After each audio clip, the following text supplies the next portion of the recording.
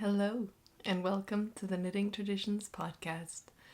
My name is Inga, and this is my little knitting corner on the internet where I talk about what I've been knitting on, what I finished knitting, what I'm wearing always, sometimes acquisitions, sometimes I split it up. I live on the west coast of Norway, and I work as a doctor here, and I try to podcast with you as often as I can.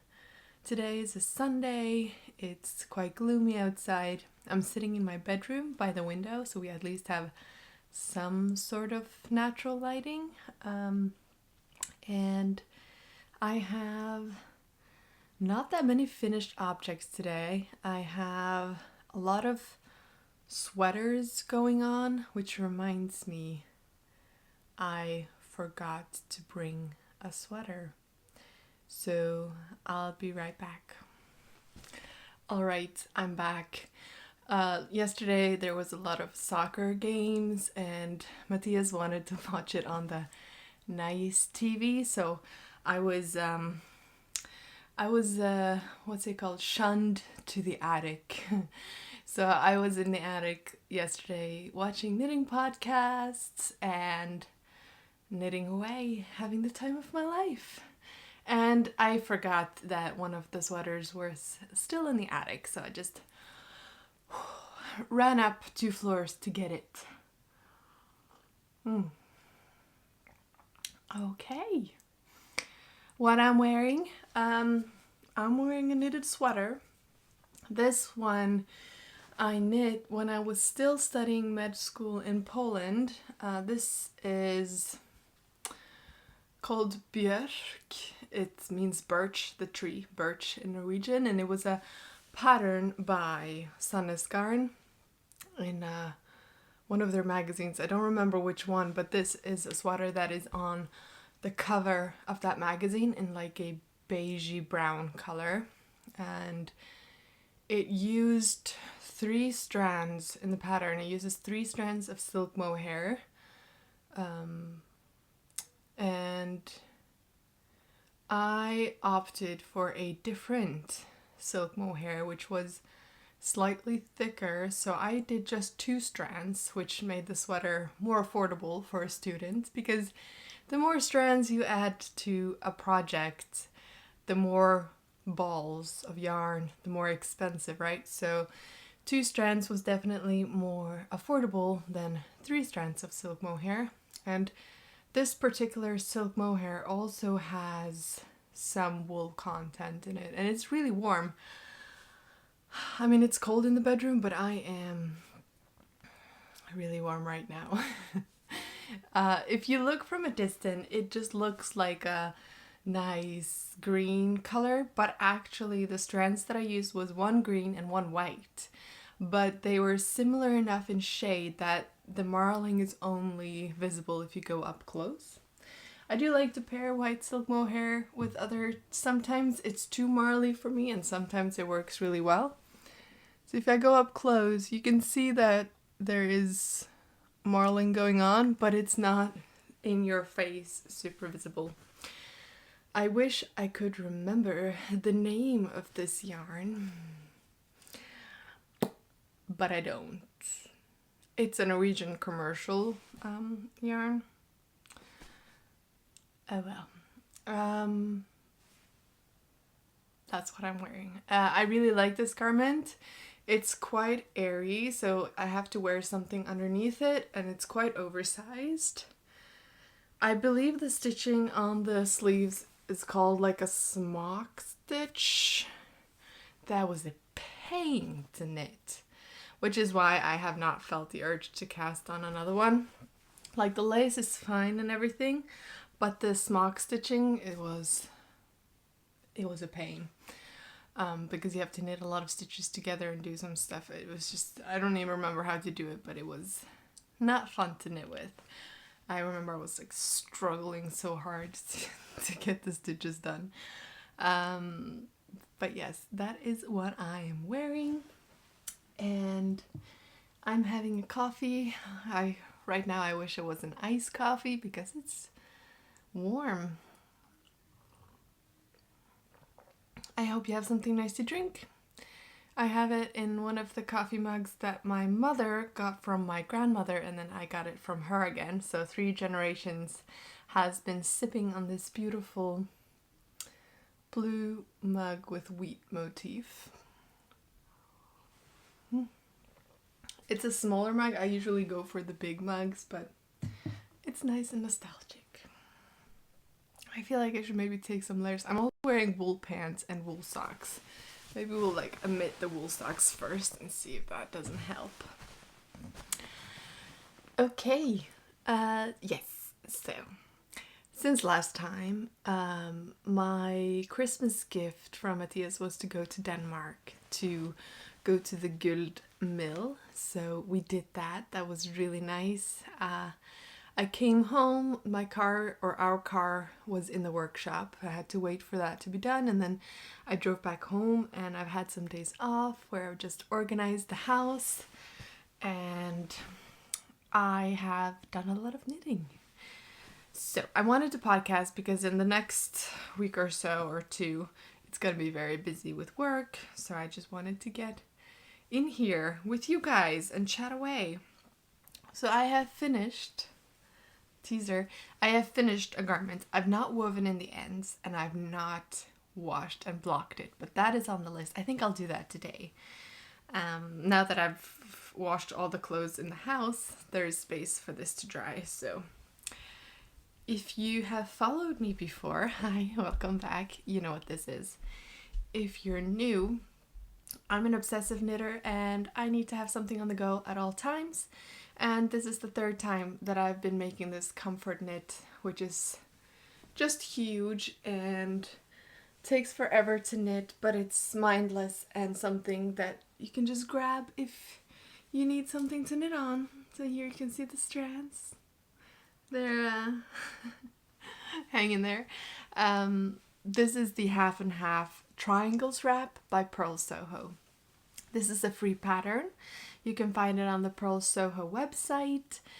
They also have a stripy version. However, I think I prefer the simple, just 2 triangles. I think there's something really appealing about it, and I'm just loving this version.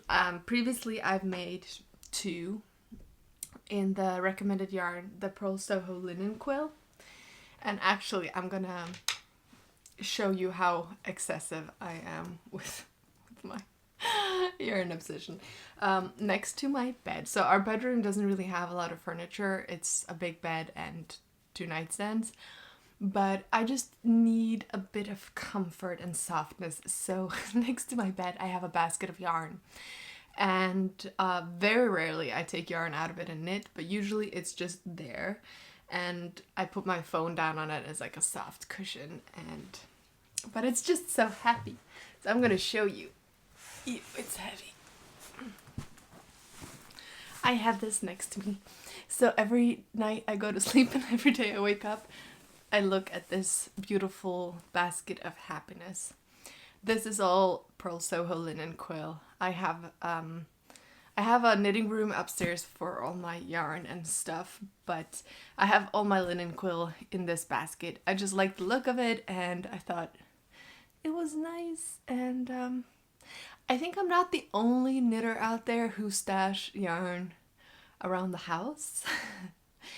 It's except for this basket and like 3 baskets by the couch in the living room.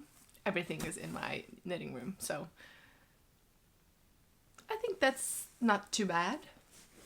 Then again, I am very privileged to have a knitting room, but I still stash away in other corners just because it's cute and it's pretty, and yarn is like interior design accessories on its own. So, but yes, I digress. That is the linen quill. This is not. This version I knit as a collaboration with woolyknit, which is a UK-based yarn company, and they sent me this yarn, so this yarn was gifted. And this is their 4-ply British wool. So it's a fingering weight. The cones come with 500 grams. They also sell hanks if you don't like cones. I love cones. Cones is everything, and I just adore knitting from them. And especially this, because I would just put the cones on the floor and knit from them. And I would take it in the car, put the cone on the floor, knit. On the plane, put the cone on the floor, knit. Because the yarn doesn't hit the floor because this cardboard sticks out more. So, and then the yarn pulls upwards so it doesn't touch the floor technically. And it's just nice and sturdy with the 500-gram cones. When the cones get super used up, so there's just a little bit of yarn left, they might wobble a bit more because it has less weight. This was my second color. I started this in July. I started it in the summer when I was going to Turkey, so it was a cast on to bring on the trip, and I think the whole first triangle in jet black color during that trip, or at least during the summer. I knitted on, let's see, 3.5 millimeter needles, and I wanted to start with the dark color because I live in the northern hemisphere. Summer super light, winter super dark, and I did not want to be knitting on the black color during the winter, and also just get it out of the way. I mean, I love this color, but it's more tedious to knit with black because it's harder to see the stitches. Now I can usually knit without looking at my work, but it is nice to throw a glance at it sometimes and just see that I haven't missed any stitches, and that was harder to do with this, and I found that sometimes I split a stitch, so that was a bit annoying having to unravel it down and pick it back up. But yes, and the second color is this one, the giddaw nepp brown. I have not weighed how much I have used in this, so I might weigh it and see just how much yarn I used, but I should have enough, I think, here to make a garment if I were to pair it with the silk mohair. I've made a sweater with 200 grams. I've made a cardigan with 200 grams of this 4-ply British wool. So 200 grams does get me quite far when I pair with silk mohair. And I think I have more than 200 grams left of each of these two colors. So I'm really happy about that. These are great colors to have. Now, there are many ways to style this. I usually don't style it this way, but I have seen it and I kind of like it for this color version. The two triangles split in the center like so. I wear this, if I wear it as a shawl, it's because it's really cold, so I would usually wear it quite up here and then have a jacket on, maybe a hat, and just be like a snuggle bunny. But I've seen some people wear it more like off-centered, which is really cool and hip. Doesn't work that well for me if I want to have a jacket on, because then the little short one on the end will slide down the back and stuff. So I usually have it this way. If I am at the cabin or in the house and I'm just feeling cold and I'm throwing this on to get warm, I will throw it on like this and be an old snuggly woman walking around like old-fashioned style. And you can then also, if you have jeans on, you can tuck it into your jeans like this, and I love it. I do wear it like that for the functionality of it. What I usually do is fold it along the triangle, and I like how that looks, because then you have the main color and you just have a little bit of the other one sticking out, and then you can choose which one you want to be the most dominant. Oh, I can't wait to have this blocked and wear it. This is so lightweight. This is definitely lighter than the other two versions that I've made, and it's warmer because it's 100% wool and minimally processed wool. I love it. I don't find it scratchy. Some people might if you're sensitive to wool. I think As a child and teenager, when my grandmother would knit for me, I was very sensitive. I found everything scratchy except for socks. I think after becoming a knitter, I've just like forced myself to wear whatever I knit, and I will not let myself think about the fact that something is itchy, and then gradually my skin has sort of toughened up and I find very few things scratchy. The few things that I've knit that I find the most scratchy are actually soft to the touch, but they have an alpaca content, and on my chest. That's where I'm sensitive to that. But the wool, like I can feel that it should be scratchy, but it doesn't scratch. Does that make sense? So yes, what else can I say about it? I did 2 modifications. If you watch the podcast A Friend to Knit With, she goes through the same changes. So I did watch her before I cast on my first one. So what I changed is I don't do wrap and turns. I do German short rows for... So you start with all of these stitches in the black yarn, and you're knitting back and forth. And every time you get to this side, you do a German short row, so you go 1 stitch less each time. So every row gets shorter. And then when you've done all the stitches, you knit across with the second color and resolve the German short rows. German short row stitches are simple. It might look difficult, but it's not. It's just, you get to the point, you turn your work, then you slip the last stitch that you knit from left to right, and you take the yarn from front to back, and then you just start knitting. Done. I love it. Another alteration that I did is at the end of each row, so when I got to the side which didn't have the German short row, so it's German short row side and then the other side, cliffhanger, I did an I-cord edging, which is when I got to the last 3 stitches, so I got to this point, with the yarn towards me in front, I slipped the last 3 stitches purlwise, and then I turned the work. I have the yarn hanging there then away from me because I turned the work. It was in front of me, now it's in the back. And then just start knitting. And I'm not going to show you on the black side because it's pitch dark. But here you can see, oh, my beautiful nails. I need to take them off. But yeah, you can see it has like a beautiful little rounded edge. It's super neat. After learning this technique, whenever I'm doing something that has like a raw edge, instead of just getting 1 stitch to look nice, this is a really nice option to just have a really beautiful, nice edge. So yeah, those are the 2 things. It's a simple, beautiful pattern. I love it. And I really love the colors that I chose for this. I have one where it's beige and yellow, and one where it's like beige and green, and then beige and black. And this is just so chic. I love it. Oh, this is a chatty episode. I need to get on with my knitting. I brought my sock project with me. I have this tube of yarn that I am knitting, and I've knit 30 centimeters now, so I think I'm just gonna knit the toe.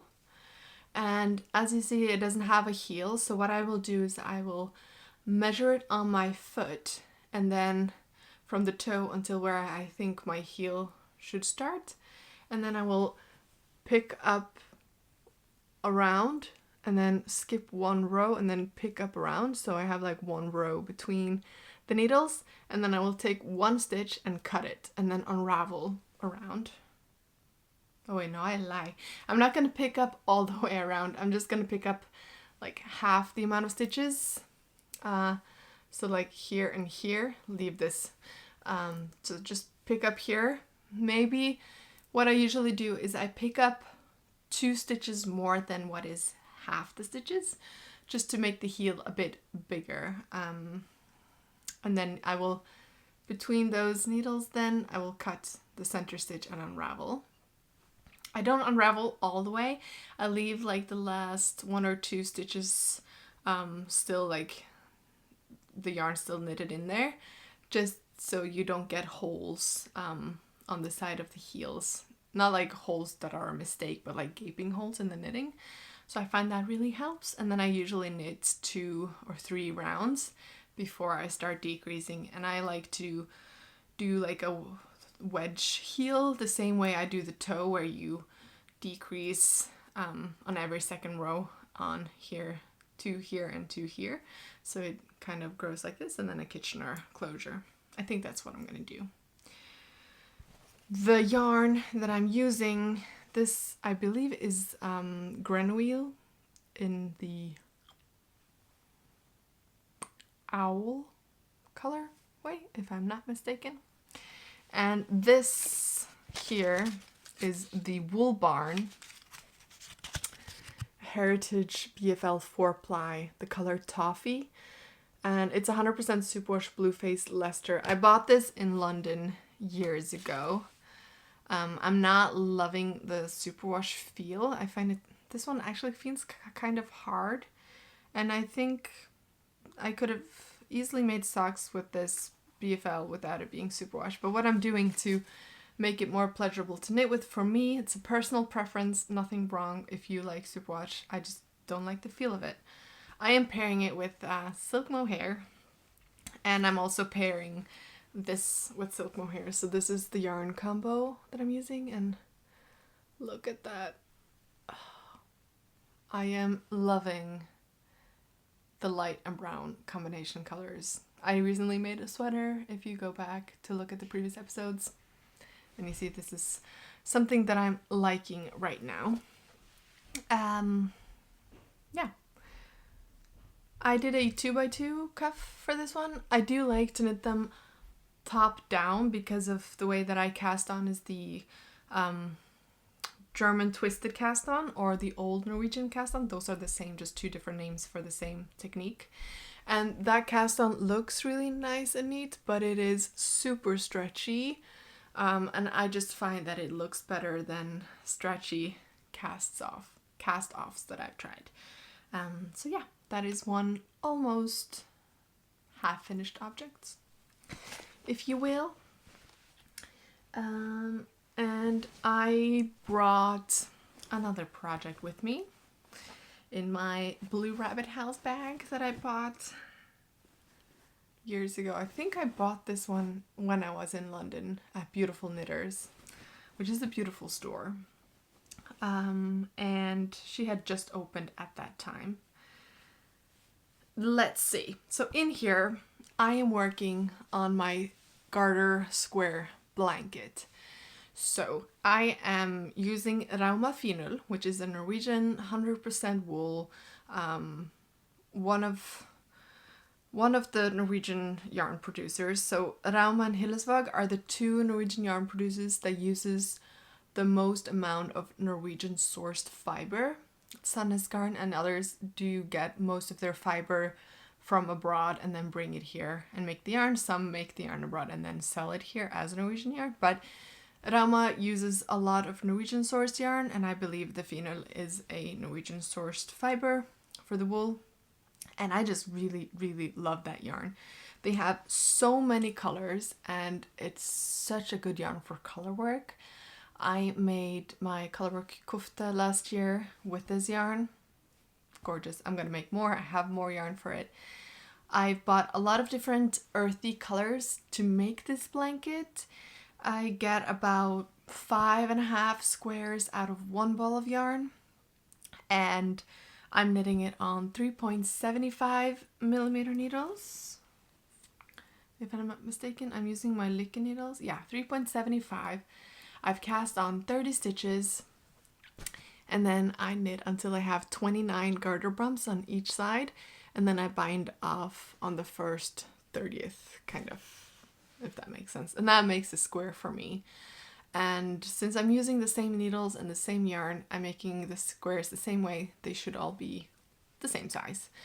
And I'm going to probably crochet a light colored edge around all of them. and then join them together. I got some good links for ways to do that in a nice way. One of them, I don't think I would even have to crochet a border around it. I could just go straight. So I might experiment a little bit and see what I prefer. I have no rush to finish this. This can take me years and I'm fine with it. I can make a lot more squares than I need and then just make smaller ones, and they would make great baby blankets. So this is a good sort of mindless, easy to bring on the go knit because it's so tiny. You know, you have one ball of yarn and your needles, and that's like, for me, 4-5 hours worth of knitting. So easy. I did time myself when we were driving to the Gull in Denmark, how much time it took me in the car to knit a square, and just knitting without like putting it down, going to the bathroom, getting coffee. It took me between like 42 to 45 minutes to make one square. So out of curiosity, when I got back home, so on the trip I made 1, 2, 3, 4, 5, 6, 7, 8, 9, 10. I made 10 squares on the trip. And when I got home, I counted how many squares I had already made, and I have made 82 squares so far. That's over 60 hours worth of knitting that's gone into this. And that's 60 hours of pure knitting, so a lot more hours gone into it if you count in putting it down, getting coffee, bathroom, talking to people, watching TV, etc. But it's just such a nice in-between knit. And I am loving all of these colors. Definitely the heathered colorways that I have been knitting on here are my favorite. They have some of their colors are more like single block of color, no variation to it, but the heathered ones, which are dyed, I believe, on a darker wool, so the color picks up differently between the lighter and darker wool fibers. It just speaks to me. I love the heathered ones so much. So yeah, 82 squares and still going strong. And yes, let's see. So maybe this one, because this one I was working on the last time that I talked to you. This is a self-drafted sweater that I am doing. I am using the Hillesvåg tinde, which is their pelt wool base in like a DK, I believe. So Hillesvåg has a lot of minimally processed woolly yarns, and they have different weights of like their lamb's wool, and they have different weights of their pelt wool and more. But tinde is one of the weights of their Norwegian pelt wool yarn, and it's 100% Norwegian wool. Love it. And this one has 260 meters, so I would say it's a DK. It's 260 meters to 100 grams. This is the naturgrå, which is the undyed base, which I find is my favorite. So they have a really nice rust one, the cognac. I love that color, but this one feels a lot softer after washing and wearing. I think because it hasn't been treated with the color process, it blooms a lot more and it's a lot softer. So I love it for that. This is a rustic yarn, so if you're sensitive, this would probably be itchy. Since last time, I have finished the sleeves on this, and I made them quite long, and I just rolled them up because I'm expecting this to felt over time, because I'm going to be wearing it skiing and hiking, and it's going to be a very functional wear for me. So for the sleeves, I just didn't do any ribbing. I just cast off, so it does roll up on itself, because I did also do a rolled neckline. I knit a few rounds, and then I started with German short rows and raglans, and I knit until I felt it was steep and wide enough. I want it to be a bit oversized so that it can shrink up a bit and still be nice and big, and the sleeves also have some room for shrinkage possibilities. And I finished the yoke, the sleeves, and I'm knitting on the body. I am about to start a new ball of yarn. So this is what I have left. I have 2 balls left, which should be plenty for this. I think I used 1 ball for the sleeves and maybe 1.5 for the yoke, because I had one skein and then I joined another one, but that one was really small. I think I made a mistake winding it up, that it kind of got messy.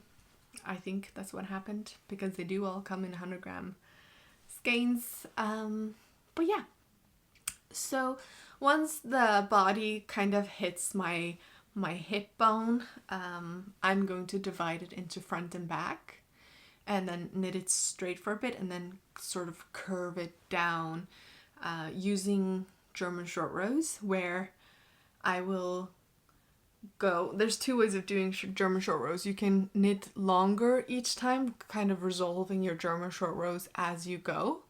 That one is good when you're knitting top down, because then the German short row stitches will kind of lie against the neckline edging, because when you do German short rows, wrap and turns, any sort of short row technique, it is almost invisible, but I do find that I can still see the stitch if I look closely, especially if I'm knitting and resolving it as I go. So I knit across it on the knit side and purl across, and on the purl side it looks more neat than if I were to knit across afterwards and resolve stitches, which some patterns tell you to do. I find those more visible. So knitting past it each time I find is good for the neckline, because it kind of puts them on against the ribbing if you have a ribbed neckline, and it kind of hides it.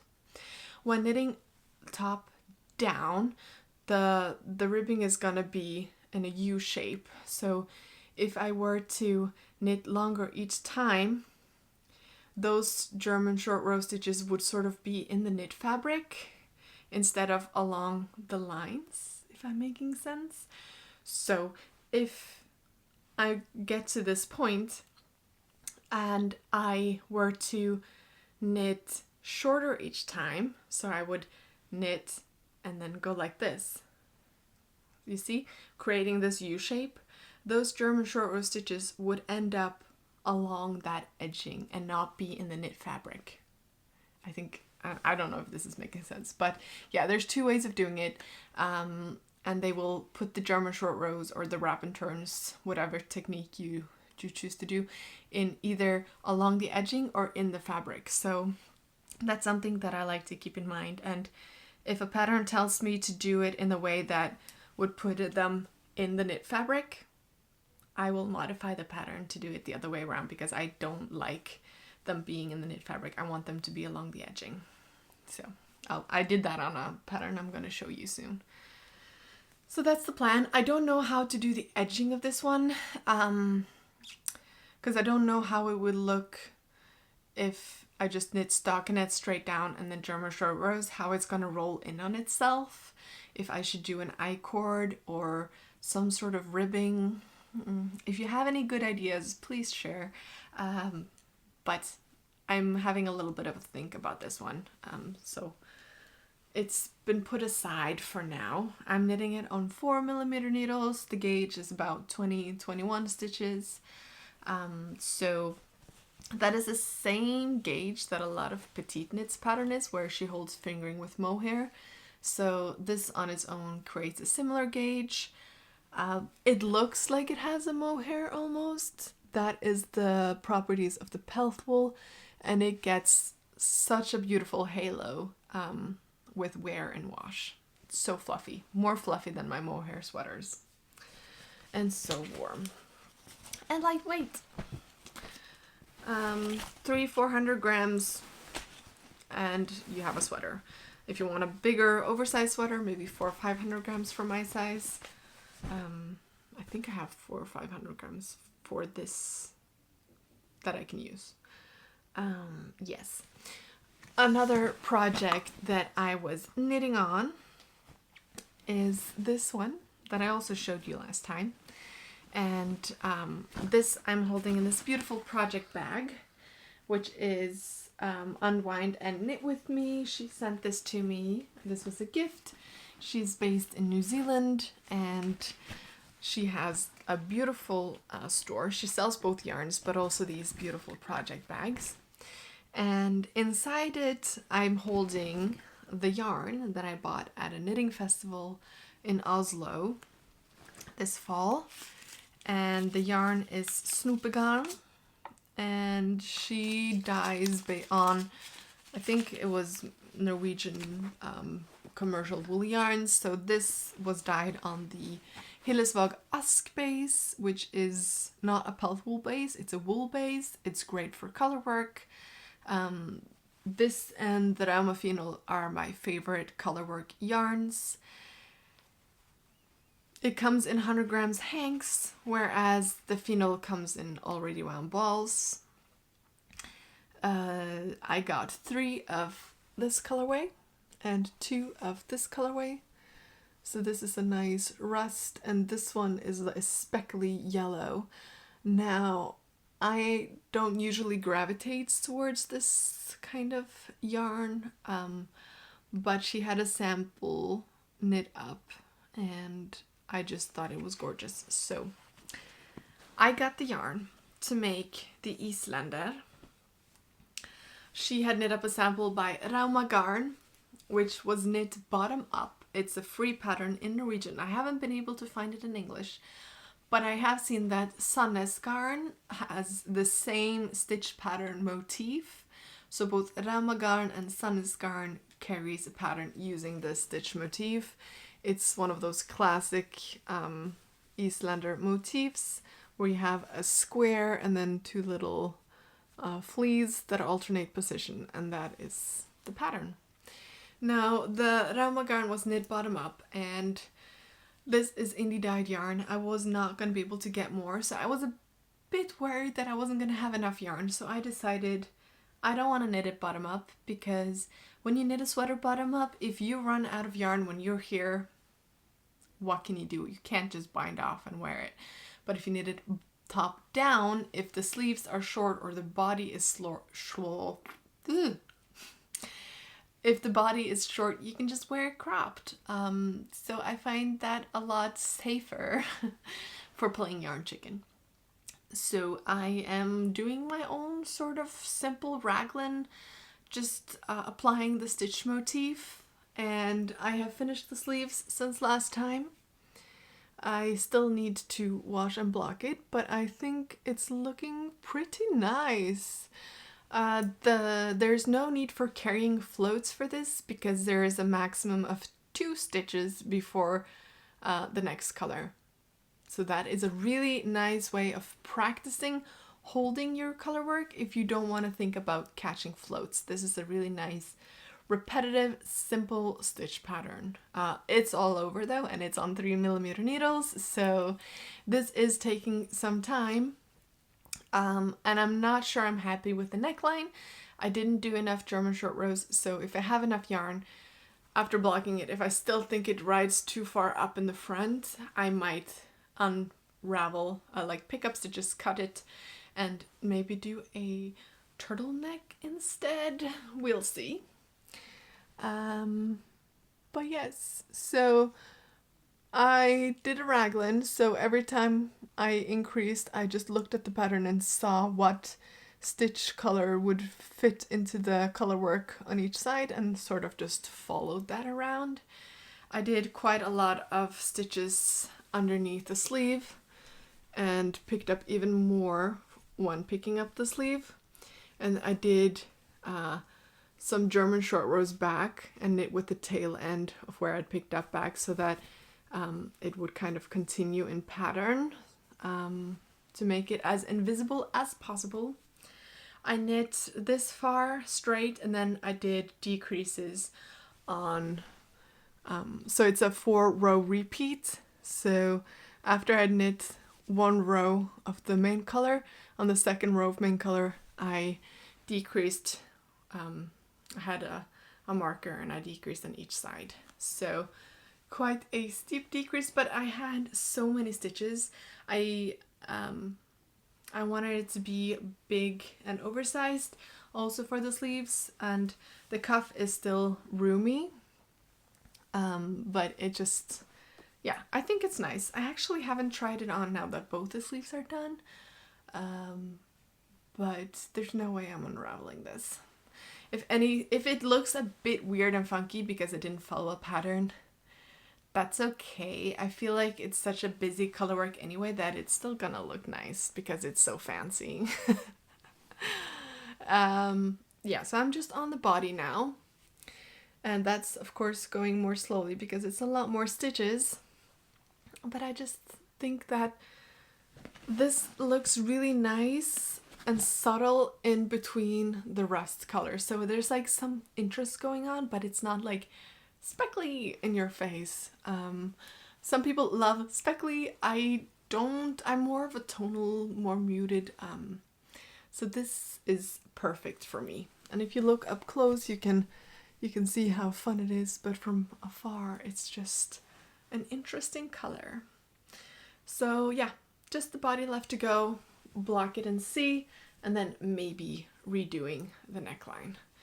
This is all the yarn I have left though. So I used one of the skeins of this for the sleeves, one skein of this for the yoke, and like a few centimeters of the body. So I have this ball left to finish the body, and I think I will stop knitting on the body when I have like a little bit left, so I have enough to do stripes on the ribbing on the bottom, and if I redo the neck, to do some stripes on the neck as well.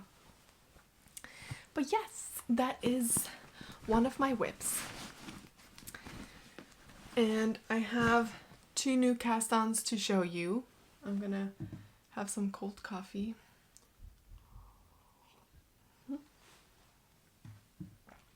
So let's start with one that has been a challenging project for me.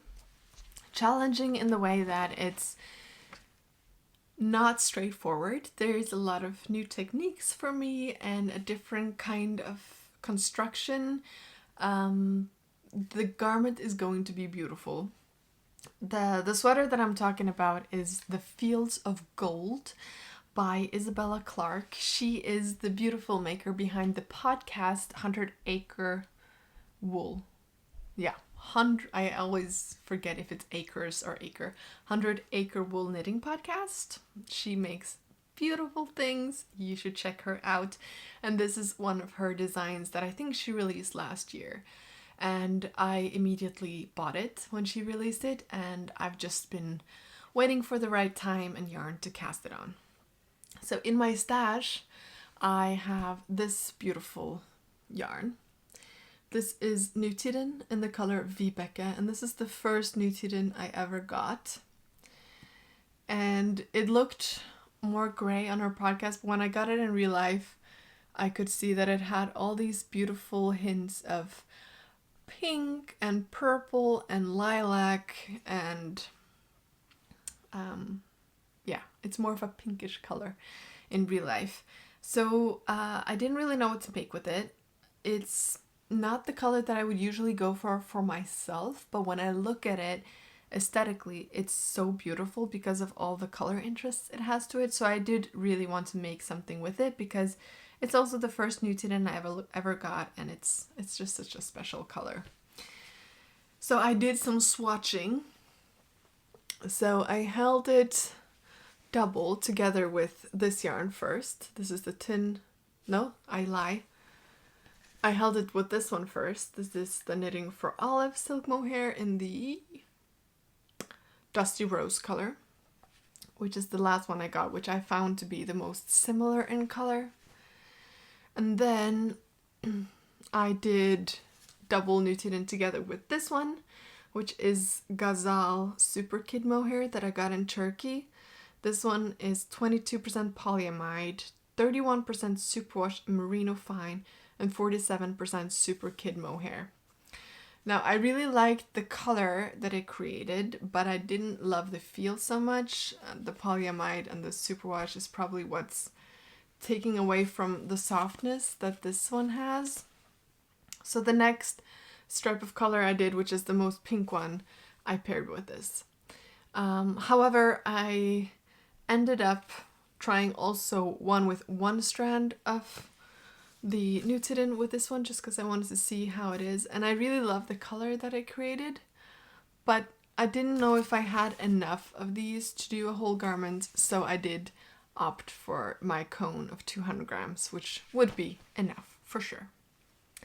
So I have a little swatch for future reference, and I did little like 5 garter bumps, telling me that I used 5mm needles to do the swatch. And I cast on the sweater, and I went down half a needle size. I went down to 4.5mm needles because my gauge was too big. And I'm knitting the size 3, which should give me quite a bit of positive ease. And this is where I am at.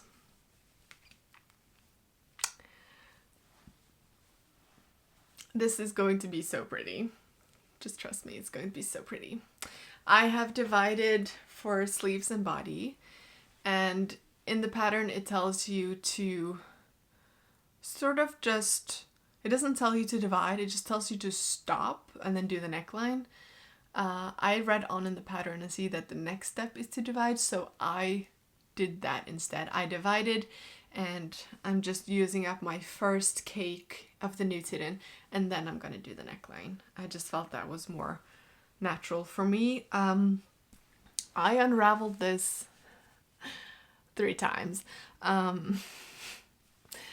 When I first looked at the pattern, I almost wanted to not start this project. And this is nothing against Isabella and her pattern. It's just I prefer simple knits with minimal instructions so that I can just, knit on and not have to look at a pattern too much. This definitely needs you to look at the pattern a lot because it is not straightforward. It's not a simple raglan. It's not a circular yoke with some simple motif. There's a lot going on. It's a different shaped neckline. There is this beautiful structured thing going on from the beginning, which has a different cast on technique. And then you start doing increases, and then you introduce this motif in front, which is new to me as well. And there's a lot going on, so there needs to be a lot of information in the pattern. I got a little bit confused at some points because I like to, once I get into a pattern and I understand the stitch, I like to just keep going, but it kept giving you information on how to do each row. So sometimes I kind of got ahead of myself and I didn't read it as closely as I should have because I thought I was just, continuing doing this thing that I was already doing, but then there was some information there that I didn't quite pick up on, and then I had to go back and unravel. That was my fault. So if I were to just have really read the pattern step by step and paid close attention, I could probably have avoided those mistakes. But yeah, I just what can you do? It's going to be pretty. I am already making a little modification because I am a lot taller than Isabella. So her pattern is a cropped sweater with like shorter sleeves, and this is going to be really nice and warm with the double nutiden and mohair, and I live in a cold country, so I want this to be more functional, so I am going to make it long sleeved and full length. And in her pattern she does give instructions for how to do the motif for like a longer body, that you can either do the stems of this wheatgrass longer or add another motif. However, I love this motif right here. I find these to be prettier than the stems, and I'm not sure if I want a whole extra motif if I want it that long. So what I'm doing instead is I'm just continuing doing the wheat motif and making the wheat flowers longer. And I just need to note down how many extra leaves I do so that I do the same for all of them. And I think that's going to be really nice. I am not finding it hard to knit with this vibeke color of nutiden, so all their colorways are different. Some are more fragile than others. This one is really nice to knit with, and holding it with a silk mohair, unraveling it was no problem. So I am trusting it, and I keep pulling on these just to make sure they don't disappear, because you just leave them hanging, and if this was a slick yarn, that would not be possible. But with this one, it is. And yeah, I'm really, really enjoying it now that I have unraveled 3 times, and I think I am finally doing it right. I did one mistake. Where is it? But there's no way I was gonna unravel again. Like, where is it? See, oh, there it is. So you see, this is supposed to go in the same line, and then all of a sudden it's there. It should be there. But I'm not gonna unravel it, and I can't drop it down and redo it because there's some yarn overs involved in that stitch, and it's fine. It's on the back. It's a nutiden, which blooms quite a lot with washing, so it's gonna lose a little bit of its stitch definition. It's fine. And if it is very visible, I can just take a strand with my darning needle and kind of go over the stitch and make it look like I made the stitch, kind of. Yeah. So it's so far 1 cake of the nutiden has gone into the yoke. So we'll see how much I end up using for this. Now, I don't know if I will have kids, if I'm able to have kids, but if we one day have a daughter, I think this colorway, I've been thinking about this would be such a cute tulip sweater for a little girl. So if you watch Melody Hoffman, Bee Mandarin's podcast, she has been making her pattern, the tulip, for her daughter ever since she was a baby, and it's so cute. So yeah, I think that would be really cute. Now, that was that. Also, another modification I did, I saw that when dividing for the sleeves and body, the small size and the medium size of the pattern, it has quite a good size range. But the small size and the medium size of the sleeves were the same stitch count. Now for my body, my sleeves are bigger than my bust and waist in like standard sizing. So I wanted the sleeves to be bigger than what was estimated for the small, since the small and medium was the same. So I did 2 more raglan increases for the sleeve stitches, and I'm probably gonna and I also included the raglan stitch into the sleeves instead of the body, and I might pick up some extra stitches as well because I want the sleeves to not be tight. So I'm gonna make sure that my sleeves are big and puffy enough. Words. Oh, sun is gleaming through the clouds. The next and final cast on, I cast on last night. So, biches contacted me. I hope I said that right, because when I read it in my like Norwegian mind, it sounds like bitches and bushes, but it's biches, the French name. They contacted me and asked me if I would like to try their yarn, which I was so honored to, because last year, or a year and a half ago, no, last year, I think, I was watching Annie from the Pomegranate Girl on YouTube. She has such a nice nature to her podcast, and I am patiently waiting for another episode, Annie. You promised me, so get it out there. She was knitting the Talvinen last year for her mother for Christmas in Christmas 2022, I think. And when biches contacted me, that immediately popped into mind because she knit the Talvinen for her mother in biches le petit lamb's wool in like the most gorgeous colors. And ever since I saw that, I've been thinking I want to make that. But it's a light fingering weight Colorwork garment, so I wanted to make exactly the version that she made because I loved it so much. I wouldn't want to make it in something else. And when biches contacted me, Astrid, thank you so much for thinking of me. I jumped at the opportunity to make that sweater. So last night, after going to the gym, we went to the store to pick up the parcel, and I swatched and I cast on last night, and I just couldn't go to sleep because I was obsessed with this new cast on. So maybe I can show you the yarn band. So this is the Le Petit Lamb's wool. They have so many gorgeous colors in this. This is a 248 meters, 270 yards, 250 grams. So they call it a fingering, but it's a light fingering. If you think of a standard fingering being 400 meters, 200 grams, this one is almost 500 meters. It's a woolen spun.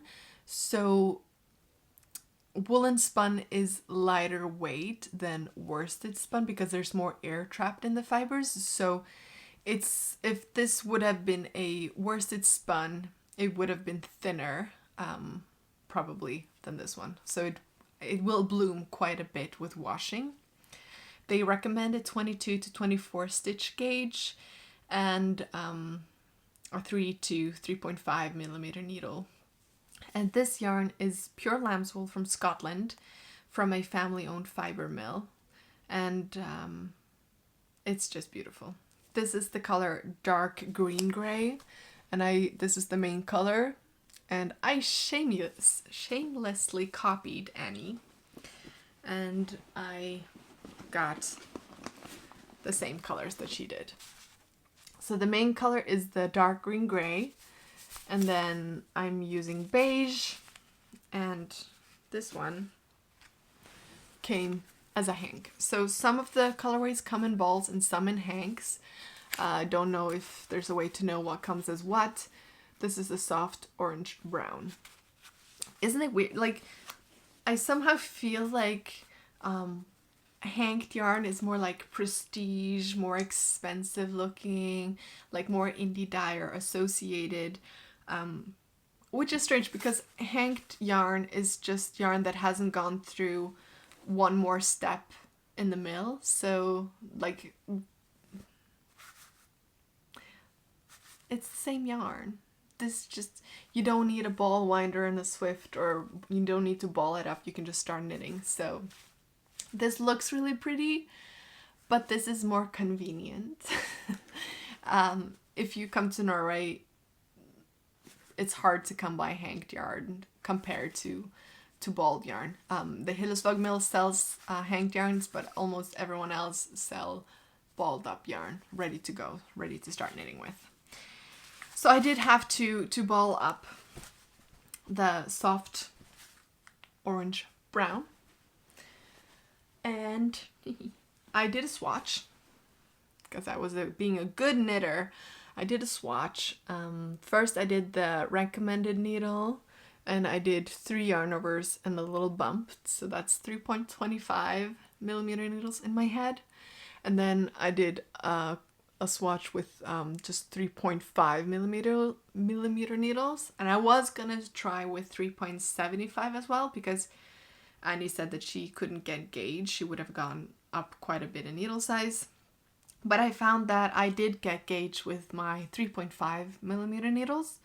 I used my Haya sharp metal needles, and I do find that sometimes my gauge is a bit tighter with wooden needles, so I think the metal needles was a good option. However, once I had blocked and dried this, I find that I preferred the tighter gauge of the fabric. It's a super stretchy fabric. Such a beautiful fabric. So this is 24 stitches, which is what the pattern recommended. And then this is 26 stitches, which is what I got with the recommended needle. So I really had a hard time deciding if I was gonna go with the recommended gauge and just follow the pattern and not have a worry in the world. But this is Colorwork, and I like to catch my floats quite often. And I was worried that if I went with the recommended gauge with catching my floats, because it's more of a loose and airy fabric, that my floats would show more than I like. So I did a bit of math. So I divided, how did I do it? I divided the 26 by 24, which is like 1.08 or 1 point something like that. And then I took the centimeters of the size that I wanted and I multiplied it by 1.08 or whatever I got. And I got, I think the size for me would have been 112 centimeters. That would have given me more than the recommended ease because I wanted to be big. And when I multiplied it with that number, I got 122, which was exactly one size up. So for me, with the 26 stitch gauge, or for you too, if you had a 26 stitch gauge instead of a 24, just go one size up. At least that worked for the size 4 and 5. If the pattern has a different centimeter range between the other sizes, that might not work, but I divided 26 by 24 and then I multiplied that number by the size that I should have had, and I found my new size, if that makes sense. So I decided to go for the 5th size, which was 122 centimeters, but with my gauge should give me 112 centimeters, which is more than, it's like 12 to 15 centimeters of positive ease. The pattern recommended 5 to 10, but I wanted more. So yeah, that's what I did. And I need to wrap this up soon because I don't know if my camera has room for more. So I cast on. Now I actually cast on the size of the neck for the size 4, which was like 4 stitch difference.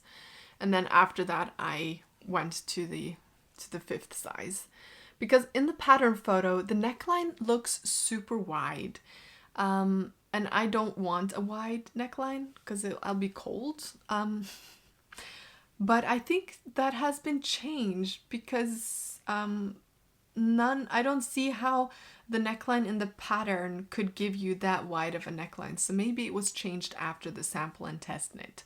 But this neckline definitely is not going to have a problem of being too wide. There's also German short rows, or in the pattern it was wrap and turns. I changed it to German short rows because that's what I'm comfortable with.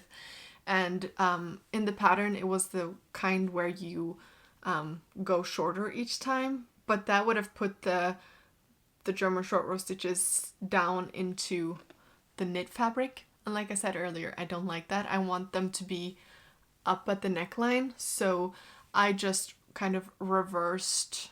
So instead of going from like a lot of stitches to fewer stitches, I went from fewer stitches to a lot of stitches. And I also did like 2 extra German short row rounds just to give even more fabric in the back because I walk around like this. I need more fabric. After that, I'm just really following the pattern as instructed for the 5th size with the Colorwork.